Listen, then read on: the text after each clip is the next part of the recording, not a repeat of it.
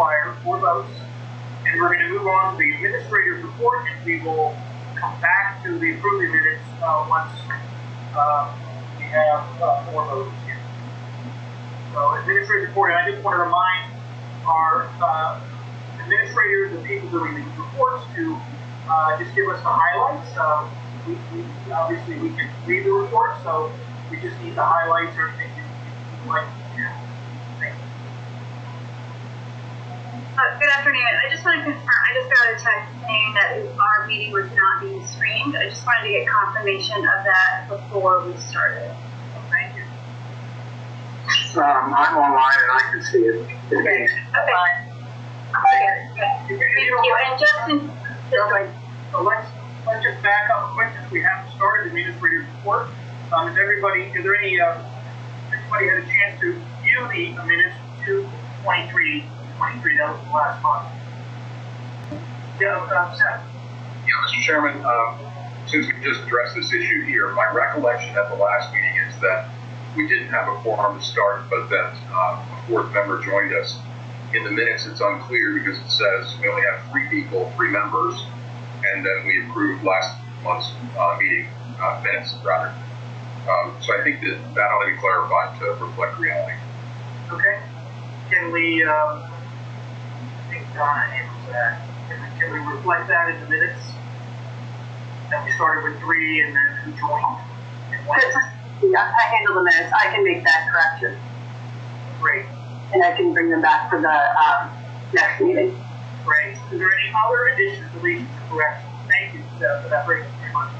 Any other additions, deletions, or corrections to the minutes other than that?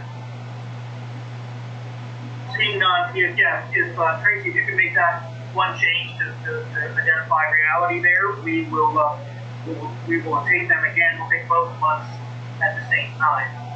And you can note again in this month that that Justin Williams joined at 2 or 3 minutes in, so we hadn't even gotten to this. Will do. Well, the record I was here, my camera was working, but I was. Oh, okay. Or the Sarasota. Thank you, my friend. So back to the administrator. okay, great. Good afternoon, everyone. Want to just announce 2 pieces of personnel news. First, I'd like to introduce you to Patrick Angel, who has joined the call today. He is our new Chief Information Security Officer. He joins us with extensive information security experience, as well as supporting local election offices in Texas. So we have a very unique opportunity here to get someone who's experienced in information systems and also has knowledge of elections. So we're very happy to have Patrick here and look forward to what he brings to the table in the coming months and years. So Patrick, just if you want to say hello. Hey everybody, I'm glad to be on the team. Like she was saying, I've got experience and hands-on experience with working with the election system as well as voter poll books, as well as general cybersecurity for a variety of Fortune 500 companies. So looking forward to working with the team and providing value adding anything I can in cybersecurity or risk management. Good to see you all. Thank you very much. Welcome. Thanks, Patrick. And then I wanted to share some sad news that Courtney Bryant has left SBE. You may not, she was not a regular member of staff that came to these meetings, but she was behind so much of what we did in terms of leading our customer support team. The videos that you see on our website, Courtney produced those, supported the accessibility work and meeting Department of Justice accessibility standards, polling place accessibility, election judges manual support. So really a key member of our team, and she has decided to move on. And so we're sad to see her leave, but wish her all the best in her next adventure. And with that, I'll turn it over to Tracy to highlight the wrap up of the general election. Thank you. So yeah, just 2 things to finally wrap up with the 2020 election.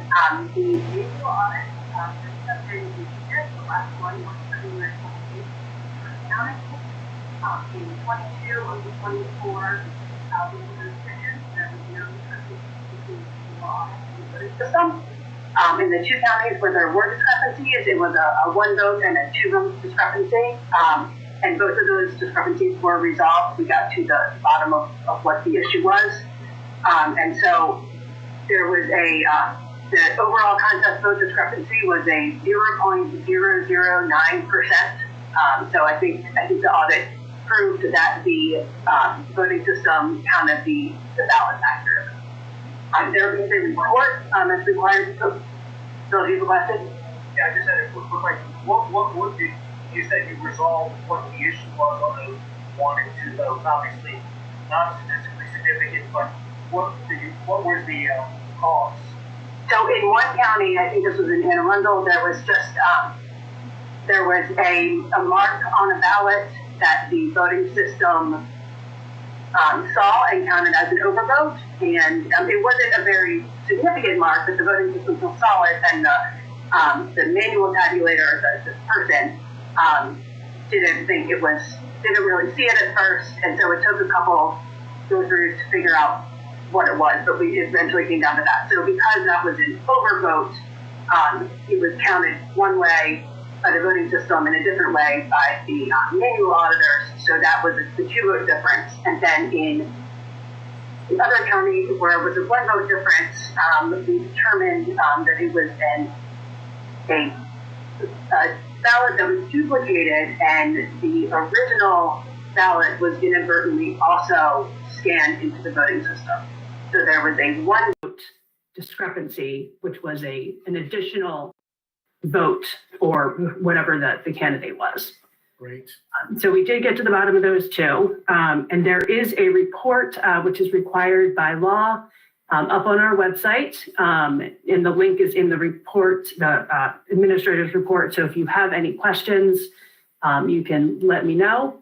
And then the last thing I wanted to just let you know about, the EAC every year or after every general election has a data report called the Election Administration and Voting Survey. I've mentioned this before, but it is finally completed after a couple back and forths with the EAC on just some questions they had.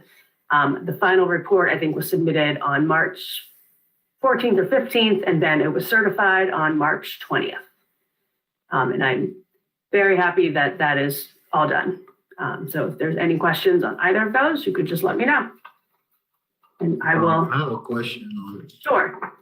the initial submission. EAC, is there a summarization of findings or no correction? There will be. The EAC takes these findings from takes the data from each state, and it's like the biggest spreadsheet of data you've ever seen, and compiles it and produces a report that is. It takes them a couple months to compile, but usually over the summer is when the report will come out. So when that comes out, I can certainly, let you all know and share it. Thank you. Thank you. And I will pass it on to, Mary Ann. Okay, good afternoon, everyone. I don't have a lot to add to the notes. I can just say that Election Reform and Management Division has begun preparations for 2024 by laying the groundwork for recruitment and training. The Election Judge Work Group has reconvened to discuss the necessary revisions for the manual on election peripherals for 2024. And online training program production will begin next month. Does anyone have any questions for me? If not, I can pass it on to the next. I'm sorry, go ahead. No, I was just asking the same question, making sure and scanning if there were any questions for you. Thank you. And I vote to have that meeting near the water next time. Thank you. That's great. Who's next? I think I am probably next because Brett is not with us today, which is actually really the only piece of news that I have to share. We have been having a very intensive 2-day session at SBE where we've gathered all the LBEs together to get their input on how we can make improvements to our voter registration database. Yesterday was day 1, today is day 2, and Brett is there helping our tech team lead that effort. And that has pretty much been our focus for the last month since we last met. So I'm not sure who comes next. Nikki, I think it might go back to you. No. Oh, sorry, Jared. Darn it. No worries. Just on the report there, just a couple of things. The candidate filing is open, and we've had a couple of candidates come in and file for the 2024 election already. I've published the coordinated in-kind contribution limits for the 2026 election cycle. So that's out there for central committees to know their limits to coordinate with candidates. And on public financing, we are working with the Baltimore City Fair Election Fund Commission, and I think that they still need a couple more appointments, but we're making sure that they're up to speed of what the program does and some of the best practices that have occurred from Montgomery and Howard counties.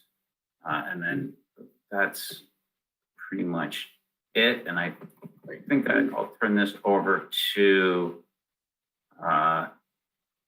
voting systems now, or Keith with project management. Let me just make sure, are there any questions anybody on the board had for Jared? Seeing none. Who'd you say, Jared, it goes to now? Voting systems, Nikki, or does it go to Keith now as well? It's Fred or Shafiq are both on, so whoever's doing the voting systems in public. Good afternoon, it's Shafiq Satterfield. Thank you, Nikki. I'll take the first part of voting systems, and then I'll turn it over to Fred to provide an update on the poll book project. So just a couple things to highlight within the voting systems arena. On March 1st at BPW, we did receive approval for the option period for the lease agreement for the current voting system. So we have the lease agreement in place through the 2024 elections. As far as post-election maintenance is concerned for 2022, the gubernatorial general election, the local boards continue to complete the maintenance. They assess all equipment and inventory. That is due to be completed April 21st. So we're a little over about 3.5 weeks or so out, and no issues to report. Everyone seems to be expecting to close this maintenance period as scheduled. As far as the new voting system project for 2026, we continue to work through our initiation and planning phase. To date, we still have provided our request for determination from the Department of Information Technology on whether this is a major IT project. We're still outstanding on that. However, we're pleased to share that our submission of an ITPR, which is the Information Technology Project Request, was approved by DO-IT. And so we continue to work through several factors on that front. As far as the planning phase, we are preparing to start solicitations for key personnel that will be associated with the project team as this project moves forward. Are there any questions on that section of the voting system before I turn it over to Fred? Any questions? Thank you very much. And I'll turn it over to Fred for the poll book. Okay, good afternoon, everyone. So I broke the new poll book project into two areas, software and hardware. As far as the software goes, we are in integration testing at the moment. So the vendor has been delivering releases to us, and as we get those releases, we do go through our integration testing scenarios with that software. And that's in our test lab, which is located at SBE headquarters. So that is ongoing. And as far as the equipment goes, we have received all the tablets that will be being used for the poll book solutions. And we have, in fact, begun actually on Monday, we began going through quality checks just to make sure that each tablet works, turns on, and does all the just basic quality items. So that is going very well, and we expect to have that done shortly, after which the vendor, Demtech, will come to Maryland, and that's where we'll actually install the poll book software on the tablets and go through the testing that needs to be done there. So any questions on that? Any questions from anyone on the board? Great. Thank you very much. Sure thing. I will now turn it over to Keith. Great. Good afternoon. I have nothing additional to add what is already documented. If there are any questions, I will entertain them at this time. Any questions for the project management office? Thank you very much, Keith. Seeing none, we definitely have your written report. I believe legislation is next.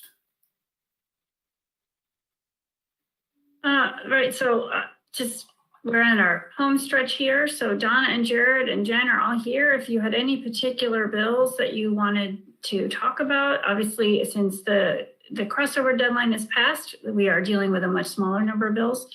But I think, Donna, you sent out, I saw the latest tracking sheet. So if there are any questions about any bill, we can certainly talk about them here. Okay, any questions about the update that was sent out?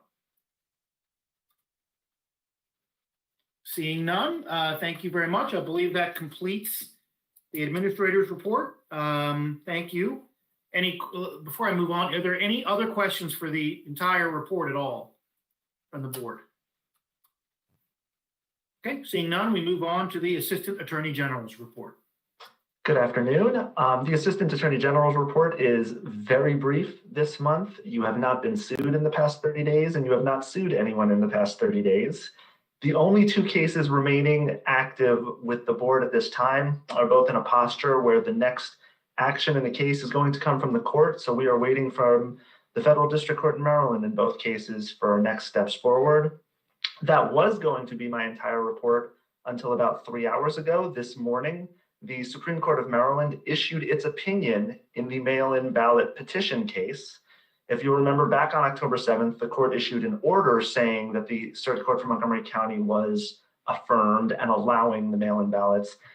This morning at about 11:30, the court issued its opinion. It's a 44-page opinion authored by the Chief Justice Fader, with a 2-page concurrence by Justice Buren. I'd be happy to share with anyone who is interested in the opinion. It's very exciting in my world.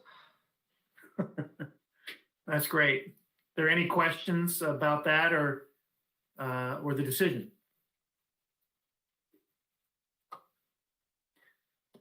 Thank you very much, Dan.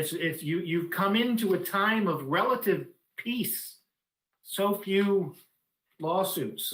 I don't know if that's because you're awesome or because Andreas did such a good job. Andrea did, or maybe a combination of the two. So thank you for your service to the board. We highly appreciate it.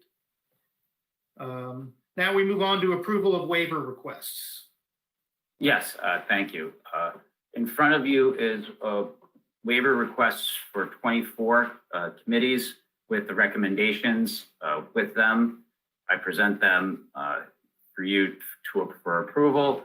If there's any questions on an individual one, I'd be happy to answer that. And for just basically, again, for just knowledge, nothing that the board needs to do, or denials on 9 accounts. They're there, but the board, no action is required for the board on those 9.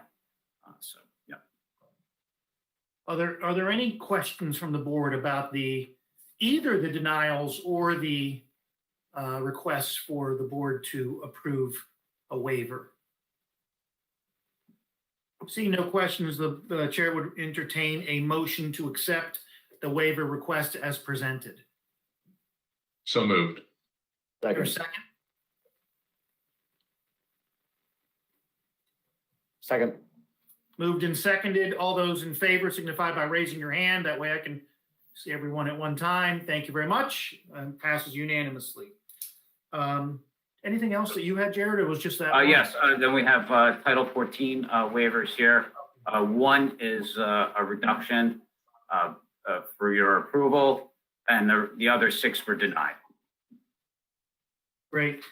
Oh, yeah, I see him here. So does anybody have any questions about either of the denials or the one reduction that is handled like a waiver request? Seeing none, the board will entertain a motion to accept the reduction as presented. So moved. Second. Moved and seconded. All those in favor, raise your hand, please. So we have unanimous again. Thank you. Thank you. So we move on to old business. I do not show any old business. Is there any other old business? Seeing none, we're going to move on to new business, and I believe we do have one piece of new business. Yes, thank you very much, Mr. Chairman. With your permission, I'd like to make a statement. Today, I'm announcing that I'll be stepping down this summer as the Administrator of Elections for the state of Maryland. I have thoroughly enjoyed working with so many talented and dedicated people to help shape election policy at the state and national level. We've worked tirelessly to conduct numerous successful elections, each one with its challenges. There were new systems to implement, new procedures to expand access to the electoral process, to develop and administer and election systems and data to protect in response to cyber threats. And through it all, we were steadfast in our commitment to protecting the integrity of our electoral process and safeguarding the right and ability of all eligible voters to cast their ballots. I have been blessed to have an incredible staff working alongside me who are passionate about serving the voters of Maryland. In particular, I would like to thank Nikki Charleston, our Deputy Administrator, for being the linchpin of this office. I have been fortunate to serve with outstanding members of the State Board of Elections. Each member has brought their professional, political, and life experiences to the board, and I'm grateful to their service and guidance. I also want to thank the many local boards of election and election judges who volunteer their time to make our elections work. I love this job. It was not always easy, but through Republican and Democratic administrations and through COVID, cyber threats, redistricting, changing election dates, and changes in voting behavior, we delivered for the voters of Maryland. I am so very honored that I was entrusted to do something with my life that matters to American democracy. Behind each election official are family and friends that support them and allow them to do their difficult and time-consuming work. For me, that person was my husband, Rudy. He was my faithful supporter, and biggest cheerleader, and for that, I will always be grateful. Sorry. Thank you.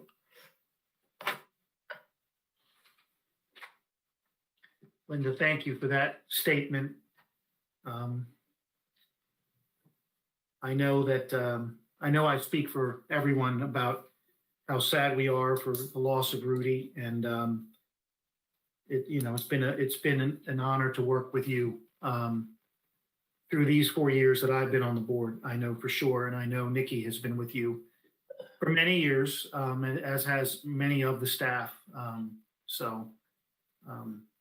Thank you for the work that you've done. I appreciate that very much.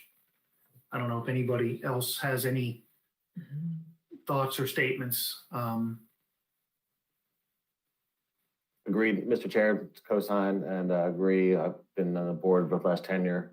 I do appreciate the long service, and this is my first election, I guess, this last year going through it. And so just really appreciative of all the hard work that goes into the things behind the scenes and the public facing criticism that can come in, and just plowing through and keeping your head down and doing the work. It's admirable. So I really appreciate it and appreciate your decades of service.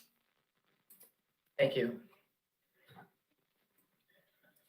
I also wanted to go ahead, Seb. Well, thank you. No, I wanted to echo what the chairman said. And Linda, you've probably forgotten ever meeting me when I was working on the Ehrlich re-election campaign. But since that time, I've seen what you do. I've seen how you operate. The biggest testament to your capacity and, excellence basically is your staff. I think that you're leaving the SBE in terrific condition with really super people to accomplish all the things the board needs to do. And a lot of times I almost feel superfluous because everybody is taking care of things so well before we ever see anything. So thank you. I appreciate your service. Thank you. I'd like to echo what everyone has stated as well. It's been an honor to know you professionally and personally. Thank you for your stalwart and steadfast leadership through tumultuous times. Yes, I am. And it would have been very difficult to get through some of the things that I've seen personally. But you've steered this ship called Maryland election law quite well, beyond a lot of folks' expectation. And it is truly an honor to know you. And we do honor the sacrifices of those who have allowed us to witness your leadership. So thank you. Thank you, Michael. Yes.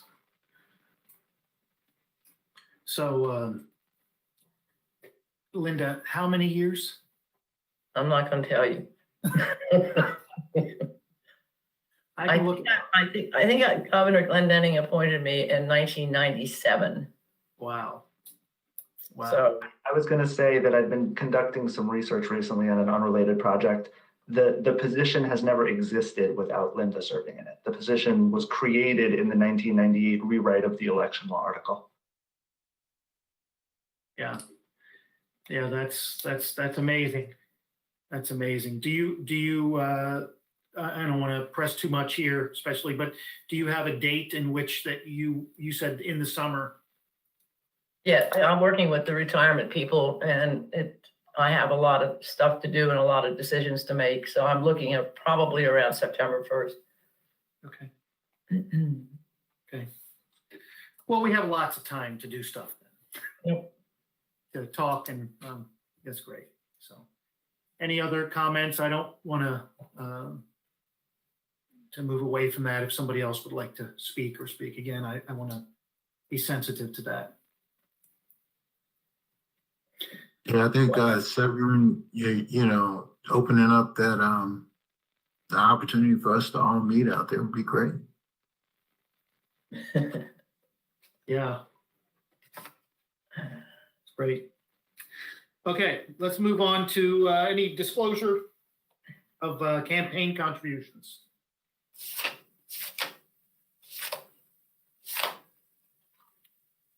No campaign contribution disclosures. We'll move on to the scheduling of the next meeting. That would normally be on, I think, the 27th April. That is not a good day for me. I'm wondering if we could move that back to the following week and either do it the 3rd or the 4th of May. Would that work for the staff and the other members?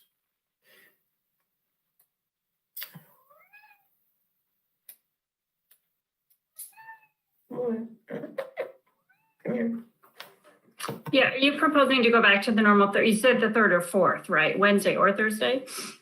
I can do it either day. Yeah. So if we want to go back to Thursdays, I could do the 4th, but that would be 5 weeks from now, not 4 weeks from now. Is that okay for the staff? Is that okay for the other board members? Does anyone have a problem? Would the staff prefer to go back to the Thursday, the normal Thursday, and make it the 4th of May? Thursdays sort of work better. It helps us get ready better. We have that extra day that week. Fine. So let's say 2 p.m. Is 2 p.m. still a good time? We don't expect. Sometimes we have the meeting at 1 when we expect a whole lot of business, but I don't think. Do you expect a whole lot of business on the 4th of May? I think we are looking to present some regulations, but I don't think it'll be more than we did last month. Okay. So just trying to clean up some things from the last election by a reg. So I don't think it'll be a large number. Okay. Regs. Okay. So let's 2 o'clock, May 4th. Great.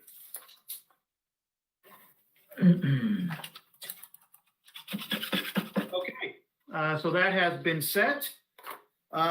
We will now, we're gonna be moving into a closed meeting. I'm gonna read why, and then I do want to say in advance, and I will try to remember to repeat this, that we will not be coming back into this meeting and reopening and closing. This will effectively close the open meeting. The business of the board is not something that involves the public, so there's no reason to come back into the meeting. We're going to now consider whether to meet in closed session to discuss the compensation of employees over whom the board has salary setting authority permitted under Section 3-305B1 of the General Provisions Article. This exemption applies to discussions among the members of the board regarding a personnel matter that affects a specific individual. Meeting in closed session will allow the board members to be briefed on personnel matters and share views without compromising the confidentiality of those discussions. May I have a motion to meet in closed session? So moved. Or a second? Second. Moved and seconded. All those in favor signify by raising your hand. So we will be moving into closed session. The motion having passed, the board will meet in closed session in accordance with exemption B1 of section 3-305 of the Open Meetings Act. And again, we will not be coming back into the open session. This will effectively, when we close the closed session, the whole meeting will be closed. We will not come back in the open session to do that. Thank you, everybody, for your time and consideration. And I will see the board members and the staff in just, let's say within 5 minutes. How's that? See you all within 5 minutes.